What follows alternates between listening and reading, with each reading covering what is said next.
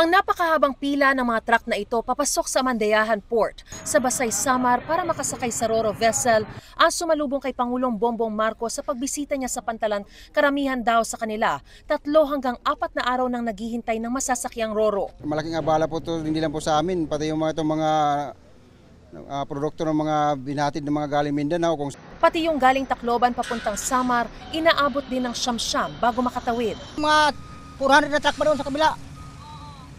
Lulugay po sa biyahe. Matapos makausap ang mga truck driver, tinignan din ng Pangulo ang kalagayan ng itinatayong landing area sa Pantalan na pwede raw paradahan ng dagdag na mga Ro-Ro vessel na magsasakay ng mas maraming mga truck. At siyempre, naririnig namin lahat ng mga problema na nangyari dito sa pagsara o sa paglimit ng traffic dito sa San Juanico Bridge. Itong rampang ito, dodoblehin natin, lalagay pa tayo doon ng isa pa.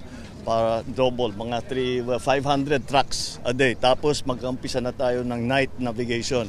Ang Mandayahan Port ang nagsisilbi ngayong alternatibong ruta para sa malalaking truck na hindi muna pinapayagang makadaan sa San Juanico Bridge matapos ipatupad ng DPWH ang partial closure habang nire-rehabilitate ang tulay kasunod ng pagkakadiskubre ng seryosong pinsala rito. Sentro ng komersyo rito sa Eastern Visayas ang Tacloban kaya malaking dagok daw sa kanilang ekonomiya ang partial closure ng 53 taon ng San Juanico Bridge na yan na siya nagdurugtong sa Leyte at Samar. Kaya pangako ng mga kinauukulan, mamadaliin nila ang pagkukumpuni rito.